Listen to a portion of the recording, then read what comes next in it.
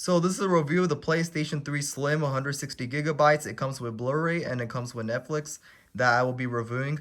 The very first things I want to mention about the PlayStation 3 is that it has a satin black finish as compared to the previous bulky generation of the PlayStation 3 is gloss black. This is a satin matte finish, which I like right there. It keeps the dust off, so that's a huge plus since it's a matte finish. And overall, I just want to say the PlayStation 3, it has been my childhood gaming device, and I absolutely still use this today in 2024, and I do enjoy using the PlayStation 3 as one of the most best video games you could think of.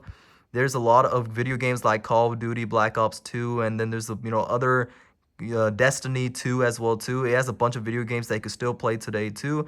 And overall, I still use this too for Blu-ray and also to watch movies. So this is a huge plus if you are a movie guy that wants to watch movies. You could watch Netflix and it comes with Blu-ray as well too as the option. Overall, I love the PlayStation 3 because of how it is a small compact size as well too, as compared to the previous generation PlayStation 3 is very bulky and big. This one is very lightweight and very small, and it doesn't take up space as compared to the previous generation PlayStation 3. And overall, the question still remains that if you should buy the PlayStation 3 in 2024, the answer to that question is absolutely yes.